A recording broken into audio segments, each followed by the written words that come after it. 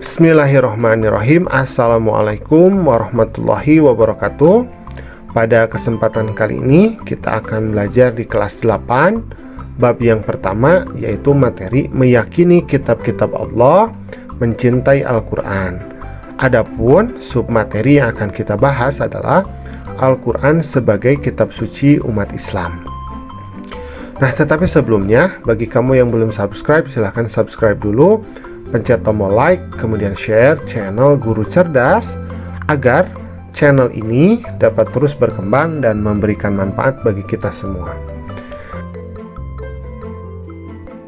Nah, sekarang kita akan berbicara terlebih dahulu mengenai kemurnian Al-Quran. Jadi Al-Quran itu adalah satu-satunya kitab yang murni, tidak tercampur dengan perkataan manusia. Jadi kitab-kitab yang telah lalu, di dalamnya sudah ada penyalahgunaan, sudah ada pendapat-pendapat manusia yang masuk ke dalamnya sehingga mempengaruhi keaslian dari kitab-kitab tersebut.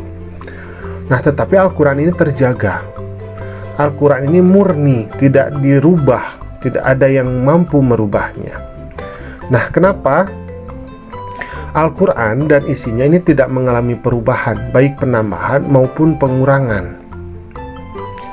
Nah, Al-Quran ini ditulis dalam bahasa Arab dan terjemahan sehingga terjaga dari perubahan makna akibat penafsiran manusia. Jadi Al-Quran ini selalu ditulis dalam bahasa Arab, dan kalau diterjemahkan maka terjemahnya hanya ditulis di bawahnya.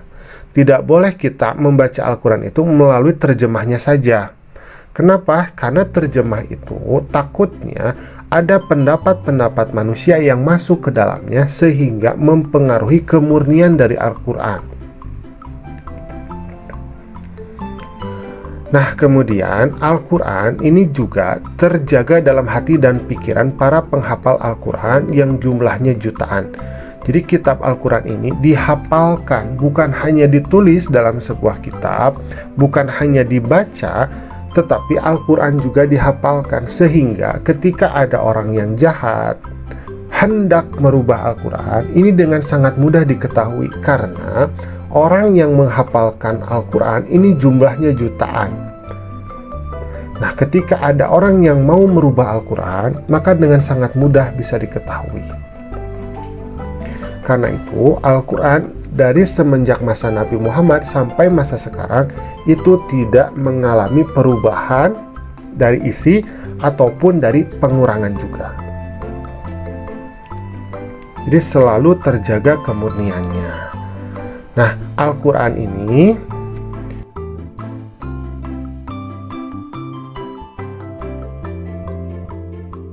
yang pertama adalah terdiri dari 114 surat. Jadi dimulai dari surat Al-Fatihah, kemudian ditutup dengan surat An-Nas. Nah, Al-Quran juga terdiri dari 30 juz. Nah, juz yang paling sering kita hafalkan ini namanya juz terakhir ya, atau juz 30 namanya adalah juz amma. Kemudian terdiri dari 554 ruku. Nah, ruku ini yang sering kita lihat di pinggir itu ada tanda ain. Nah, ini adalah tanda untuk membaca ya. Jadi kita itu ketika membaca itu disunahkannya itu satu ain gitu. Kemudian yang keempat terdiri dari 6.236 ayat. Nah, ada perbedaan pendapat di sini karena ada yang memasukkan bismillah, ada yang tidak memasukkan bismillah ya.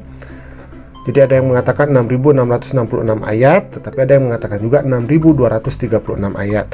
Kemudian yang kelima terdiri dari 77.439 kata. Kemudian yang keenam terdiri dari 325.345 huruf.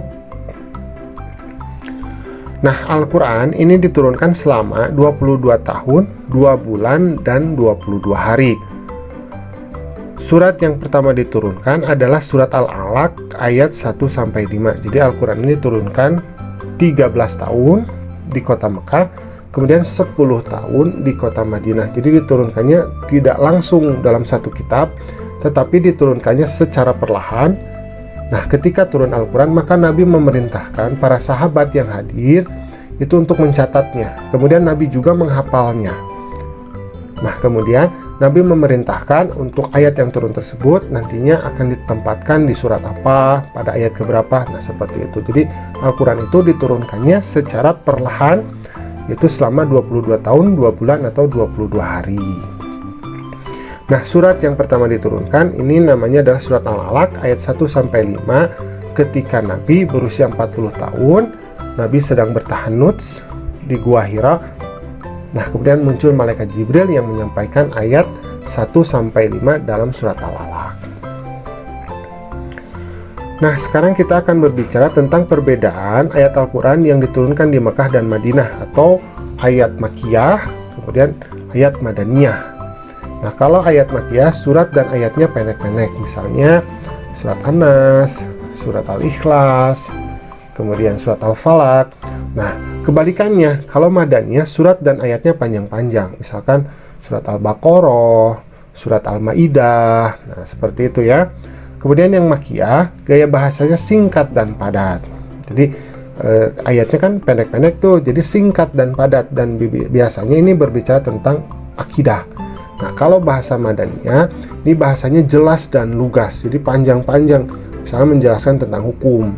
Nah, kemudian yang ketiga, pada umumnya mengenai tauhid, akhlak, dan hari akhir. Jadi kalau ayat Makkiyah itu biasanya berbicara tentang tauhid, tentang akhlak, dan hari akhir.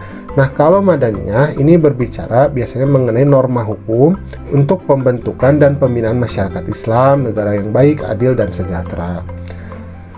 Kemudian untuk ayat Makkiyah yang keempat adalah diawali dengan ya ayuhannas. Jadi ditunjukkannya kepada seluruh manusia secara keseluruhan. Ya ayuhannas kan artinya wahai manusia, ya ayuhannas. Karena apa? Karena surat Makkiyah ini kan diturunkan di Mekah. Nah, orang Mekah itu sebagian besar mereka itu adalah orang-orang yang belum memeluk agama Islam. Maka biasanya ayat-ayatnya itu diawali dengan kata ya ayuhannas, wahai manusia.